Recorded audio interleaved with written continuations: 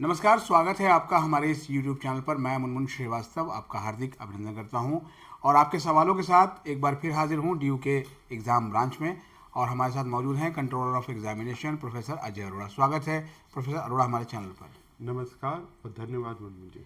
Sir, students का कहना है कि ख़ासतौर पर जो ड्यू के एसओएल के जो स्टूडेंट्स हैं 6 सेमेस्टर के, कि उनको एडमिट कार्ड तो आपने जो बताया था उसके टाइम के हिसाब से रिलीज़ भी हो गया, उन्होंने डाउनलोड भी किया, लेकिन उसके बाद कुछ देर के बाद वो एडमिट कार्ड जो है वो हट गया और वो डाउनलोड ही नहीं हो पा रहा था। क्या कोई बग है सर या कोई तकनीकी दिक्कत है? देखिए, जो मुझे लग रहा है आप शायद एसओएल के विद्यार्थियों की जी। बात कर रहे हैं। एसओएल का जो एडमिट कार्ड होता है वो डाउनलोड होता है उनके अपनी वेबसाइट और उन हर स्टूडेंट का जो डैशबोर्ड है उसके माध्यम से। तो इसके बारे में तो मैं ज़्यादा नहीं कह पाऊँगा, लेकिन मुझे जो बताया गया कल से उन्होंने ये लाइव कर दिया था, क्योंकि वो बहुत सारी इन्फॉर्मेशन हमारे से लेते हैं जो हमने उनको दे दी थी।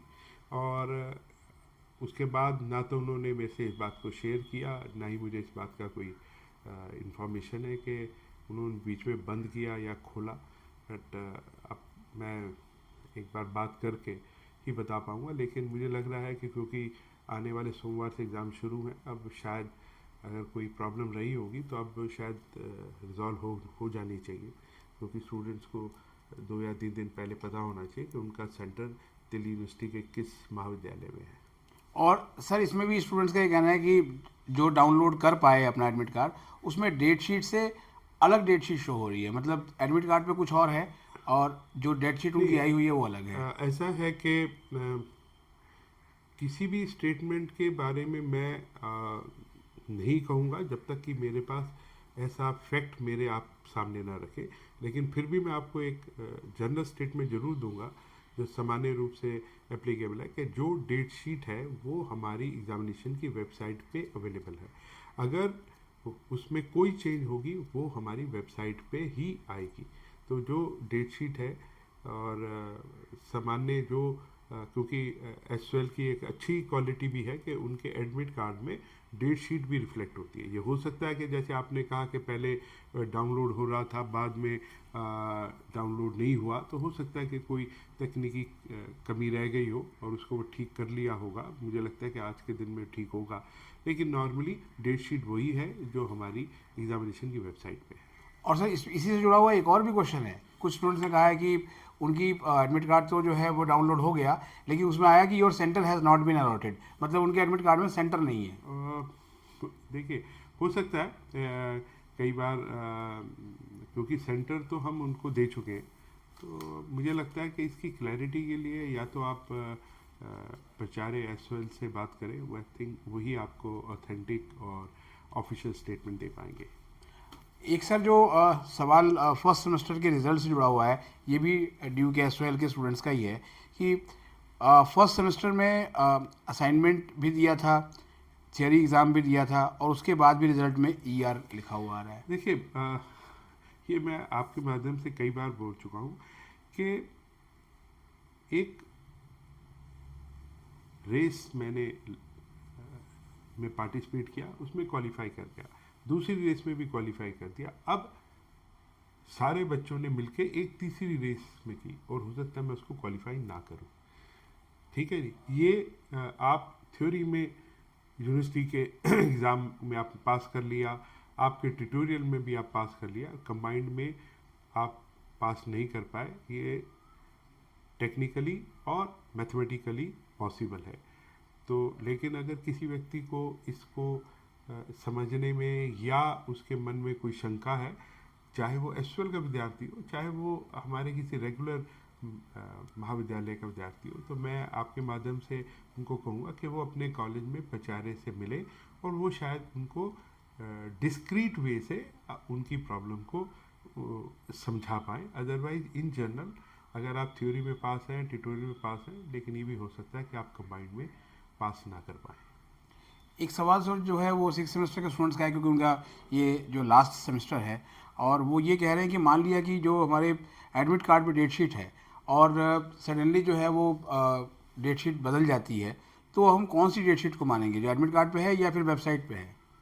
देखिए मैं आपको ये कहा कि इसके लिए जब तक मैं ये देखूँ ना और ऐसी गलती क्यों हुई है या हो रही है या वो उसका रेक्टिफिकेशन हुआ कि नहीं हुआ, ये इसके लिए तो उपयुक्त व्यक्ति प्रिंसिपल एसओएल ही होंगे, प्राचार्य एसओएल ही होंगे, वही बता पाएंगे।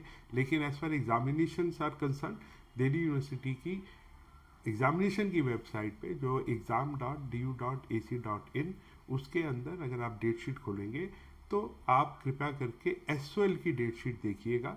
तो वो डेट शीट ही हम एसओएल के साथ शेयर करते हैं और वही उन्होंने आपके एडमिट कार्ड पे प्रिंट की होगी। ये सर बात रही एसओएल की। रेगुलर के एग्ज़ाम जो है वो शुरू होने जा रहा है 21 से, तो कैसी तैयारी है सर एग्ज़ाम ब्रांच की? एग्ज़ाम की ब्रांच की पूरी तैयारी है। आपके माध्यम से मैं हर उस विद्यार्थी को शुभकामनाएं दूंगा और आने वाले एग्ज़ाम को वो बहुत धैर्य और शांति से दें। ये कोई ऐसा नहीं है कि कोई ऐसी चीज़ उनको फेस करनी है जो नहीं जानते, जो उन्होंने पढ़ा है, जिसकी तैयारी की है, और वो उस तैयारी में अच्छे नंबरों से उत्तीर्ण हो, और ये मेरी उनके लिए शुभकामनाएं भी हैं। अभी सर जो है वो पिछले अगर देखा जाए कुछ सेमेस्टर से, तो यूएफएम के केसेस बढ़े हैं सर या घटे हैं पहले से?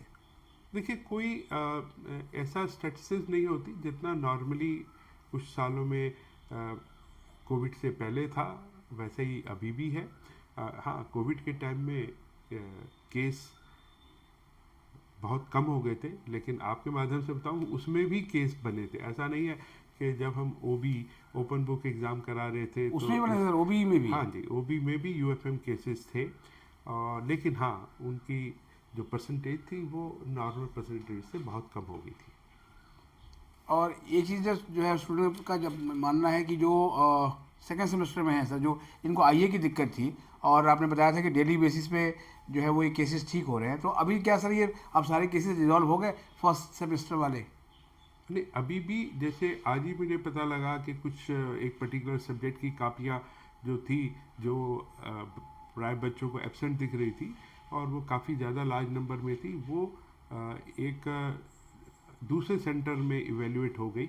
और उन्होंने, जैसे एक बच्चे ने हमें अप्रोच किया और उसके हमने देखा कि फ़िज़िकल कॉपी कहाँ है, और पता लगा कि फ़िज़िकल कॉपी किसी और सेंटर में चली गई थी।